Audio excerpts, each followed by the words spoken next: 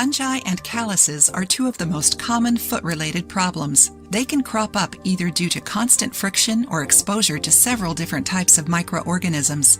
Our feet become inflamed, painful, and ugly. There are several different types of treatments for these problems, and they're both cheap and easy to make. These treatments are home remedies that have been made specifically to keep your feet healthy.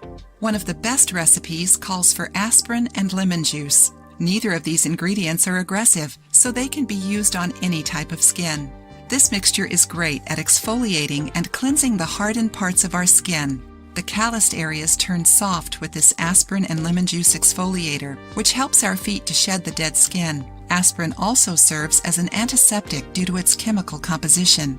It eliminates the fungi and bacteria that cause itchiness. It also gets rid of bad odors and is rich in beta-hydroxy acid, acting as an excellent exfoliant.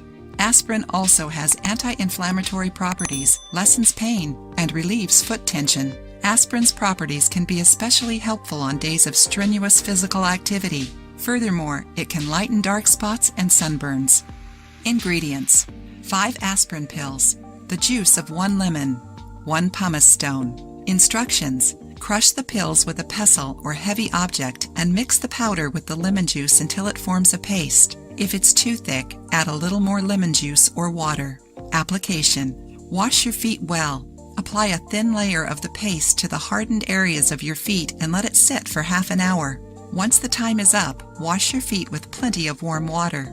Massage those areas with the pumice stones to remove the dead skin cells.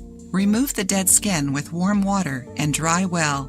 Repeat this procedure 2 to 3 times a week. After each treatment, in order to achieve the best results, moisturize your feet with a good lotion to keep them from drying out.